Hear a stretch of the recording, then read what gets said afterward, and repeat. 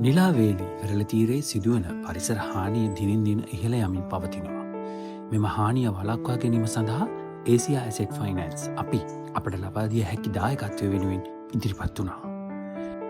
නිලාවේලි කියන්නේ ශ්‍රී ලංකාවේ නැගෙනහිර පළාතේ පිහිටා තිබෙන මනරම් වෙරළ තීරයකි.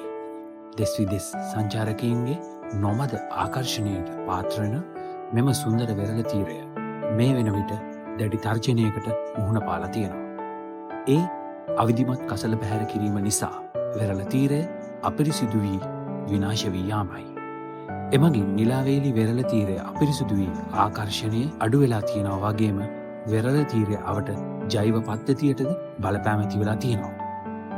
මෙහි අවධානම වටහාගත් ඒසියා ඇසෙට් ෆයිනෑන්ස් අපි අපගේ ආයතනික සමාජ වගකීමක් ලෙස සලකා ආරම්භ කරන ලද ක්ලීන් ශ්‍රී ලංකා හෙටට 8ක් ව්‍යාපෘති මාලාවේ දෙවන ව්‍යාපෘතිය ලෙස නිලාවේලි වෙරළ තීරය පිරිසුදු කිරීමේ ව්‍යාපෘතියක් ආරම්භ කළා.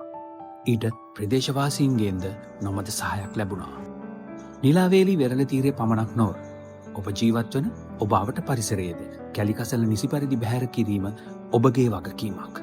අනාගත පරපුරටද හොඳ ආදර්ශයක්. ඉතින් වගකීම් සහගත ශ්‍රී ලාංකිකයෙකු විදිහට පරිසරය සුරකීමේ කර්තව්‍යයට ඔබත් අදමදායක වන්න. අපේ පරිසරය අපි පිරිසුදු තබා ගනිමු. ඒසියා ඇසෙට් ෆයිනෑන්ස් ක්ලීන් ශ්‍රී ලංකා හෙටට 8ක්.